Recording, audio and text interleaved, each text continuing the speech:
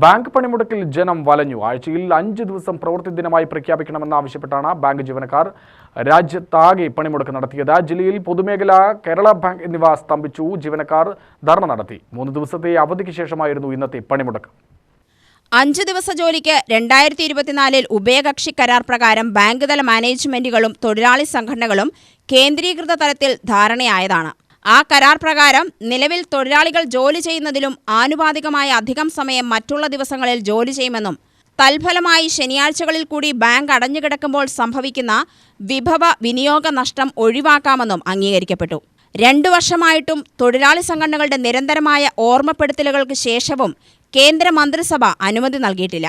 വ്യാവസായിക മര്യാദകൾ പാലിച്ചുകൊണ്ടുള്ള പലതരത്തിലുള്ള വ്യവഹാരങ്ങൾ നടത്തിയിട്ടും അർഹമായ അവകാശം നിഷേധിക്കാൻ ശ്രമിക്കുന്ന തൊഴിലാളി വിരുദ്ധ നിലപാടിനോടുള്ള തൊഴിലാളി പ്രതിഷേധമാണ് പണിമുടക്കെന്ന് സംഘടനാ ഭാരവാഹികൾ അറിയിച്ചു. പല ബാങ്കുകളിലും അവരുടെ ഉള്ള ബ്രാഞ്ചിനേക്കാൾ കുറവാണ് സബ് സ്റ്റാഫിന്റെ എണ്ണം. സബ് സ്റ്റാഫ് എന്ന തസ്തിക എത്രമാത്രം പ്രധാനപ്പെട്ടതാണ് എന്ന് നമ്മളൊന്ന് ഇരുത്തി ചിന്തിച്ചാൽ നമുക്ക് മനസ്സിലാവും. അപ്പൊ സബ് സ്റ്റാഫ് മാത്രമല്ല, CSI റിക്രൂട്ട്മെന്റും കുറഞ്ഞു വരികയായിരുന്നു.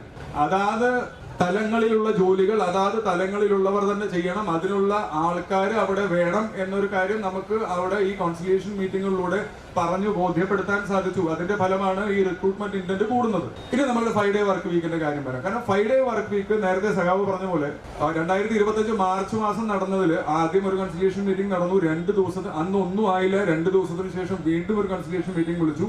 അന്നും ഏകദേശം ഉച്ച വരെ ഒന്നും ആയില്ല. അപ്പൊ ഞങ്ങൾ വാക്കൗട്ട് ചെയ്യുകയാണ് എന്നുള്ള ഒരു ഘട്ടത്തിലേക്ക് എത്തിയപ്പോഴാണ് അവിടെ അന്ന് DFS-ലുണ്ടായിരുന്ന ജോയിന്റ് സെക്രട്ടറി വീഡിയോ കോൺഫറൻസിലേക്ക് വരികയും അദ്ദേഹം വിത്ത് ഫോൾഡഡ് ഹാൻഡ്സ് അദ്ദേഹം റിക്വസ്റ്റ് ചെയ്തു, ഇത് നിങ്ങൾ ഇപ്പോൾ സമരത്തിലേക്ക് പോകരുത്, ഇത് ഗവൺമെന്റിന്റെ, അദ്ദേഹം ഉപയോഗിച്ച വാക്ക് തന്നെയാണ്, ഇറ്റ്സ് അണ്ടർ ആക്റ്റീവ് കൺസിഡറേഷൻ. ജില്ലാ ആസ്ഥാനത്ത് നടന്ന ധർണ ചിറ്റൂർ തത്തമംഗലം നഗരസഭാ അധ്യക്ഷൻ അഡ്വക്കേറ്റ് സുമേഷ് അച്യുതൻ ഉദ്ഘാടനം ചെയ്തു. കൺവീനർ ജയപ്രകാശ് അധ്യക്ഷനായി.